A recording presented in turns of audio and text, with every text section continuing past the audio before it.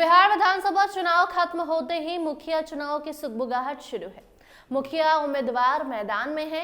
High court ने भी समय सीमा निर्धारित कर माहौल को गरमा दिया है। इस बीच कई सारे उम्मीदवार अब ये जानना चाहते हैं कि बच्चे वाला लफड़ा क्या है, जिसमें अगर वो फंसे तो मुखिया बनना तो दूर, उम्मीदवार लिस्ट में भी शामिल नहीं होंगे। जी हाँ, बिहार में ग्राम पंचायत के मुखिया का पद काफी मायने रखता है। इस पद के लिए चुनाव लड़ने के लिए राज्य सरकार ने कुछ नियम और शर्तें भी तय की हैं। चुनाव आयोग की ओर से लागू किए गए ये नियम सुनिश्चित करते हैं कि उम्मीदवार जनता का प्रतिनिधित्व करने के लिए बुनियादी मानदंडों को पूरा करता हो। इन नियमों में सबसे ज्यादा चर्चा का विषय उम्मीदवारों की शैक्षणिक योग्यता और संतान कितनी है, ये मैटर करता है। हर इच्छुक उम्मीदवार को चुनाव लड़ने से पहले इन सभी कानूनी योग्यताओं को ध्यानपूर्वक समझ लेना चाहिए। मुखिया पद के लिए उम्मीदवार की सबसे पहली और बुनियादी योग्यता उसकी उम्र होती है। आपकी उम्र क्या है, तभी आप ये डिसाइड कर पाएंगे कि आप मुखिया चुनाव लड़ सकते हैं या नहीं। आपको बता दें कि बिहार पंचायती राज अधिनियम 2006 के अनुसार मुखिया बनने के लिए उम्मीदवार की जो उम्र है उसकी शुरुआत 21 साल से होनी चाहिए, यानी कि अगर आप 21 साल के हैं तो आप उम्मीदवार मुखिया के बन सकते हैं। इसके अलावा बिहार में पंचायत चुनाव के लिए फिलहाल कोई निश्चित न्यूनतम शैक्षणिक योग्यता नहीं दी गई है, यानी कि आप कितने पढ़े लिखे हैं ये मैटर नहीं करता, लेकिन अगर आप पढ़े लिखे रहेंगे तो ये आपके क्षेत्र के लिए अच्छा रहेगा। इसका मतलब है कि एक आम नागरिक भी इन चुनाव में भाग ले सकता है, बशर्ते वो अन्य सभी नियमों को यानी कि क्राइटेरिया को फुलफिल करता हो। आपकी उम्र 21 साल होनी चाहिए, सबसे जरूरी यही है। इसके बाद बिहार पंचायत चुनाव में उम्मीदवारों की पात्रता का सबसे महत्वपूर्ण और विवाद वाला नियम संतान संख्या से जुड़ा माना जाता है। बिहार पंचायती राज अधिनियम में यह स्पष्ट प्रावधान है कि 2 से अधिक जीवित संतान वाले व्यक्ति मुखिया या पंचायत के किसी भी अन्य पद पर चुनाव नहीं लड़ सकते। ये नियम साल 2006 के बाद लागू हुआ था।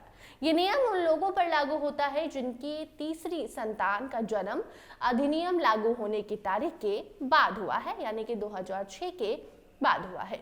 इसको आप ऐसे समझिए कि अगर किसी व्यक्ति को 2006 में अधिनियम लागू होने से पहले ही 2 से अधिक बच्चे थे तो वो चुनाव लड़ने के लिए पात्र माना जा सकता है, यानी कि 2006 के पहले अगर आपके 2 से ज्यादा बच्चे हैं तो आप चुनाव लड़ सकते हैं।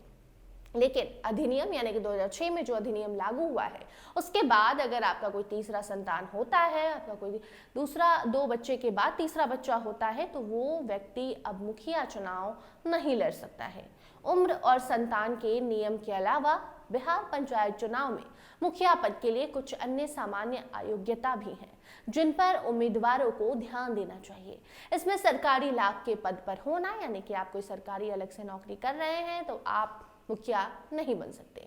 किसी आपराधिक मामले में दोषी ठहराए जाना, डिस्टर्ब माइंड का होना या किसी सक्षम न्यायालय द्वारा दिवालिया घोषित किया जाना भी इस लिस्ट में शामिल है, इस क्राइटेरिया में शामिल है।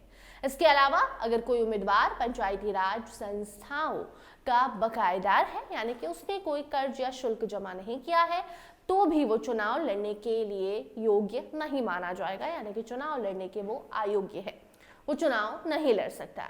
ऐसे में ये कुछ नियम और शर्तें हैं जो बिहार में अगर आप मुखिया का चुनाव लड़ना चाहते हैं तो आपको मानना होगा। इन शर्तों को अगर आप पूरा करते हैं, इन क्राइटेरिया को अगर आप फुलफिल करते हैं, तभी आप बिहार में मुखिया बन सकते हैं। मुखिया चुनाव सामने है।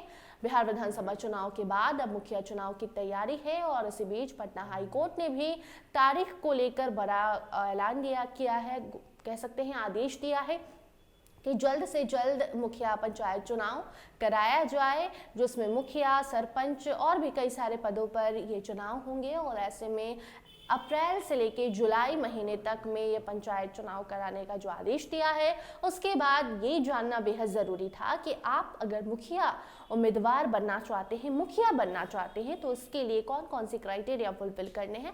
और सबसे ज़रूरी इसमें बच्चे वाला क्राइटेरिया है कि अगर 2 बच्चा आपका है तभी आप चुनाव लड़ सकते हैं। 2 से ज़्यादा बच्चे वाले लोग मुखिया उम्मीदवार नहीं कहलाते हैं। हाँ, लेकिन 2006 के पहले अगर आपका 2, 3, 4 बच्चे हैं तो आप चुनाव लड़ सकते हैं, लेकिन 2006 के बाद ये नियम आपको मानना होगा। फिलहाल इस खबर में इतना ही। इससे जुड़ी कोई नई अपडेट आएगी तो आप तक जरूर पहुंचाएंगे। देखते रहिए स्टार टीवी बिहार। धन्यवाद।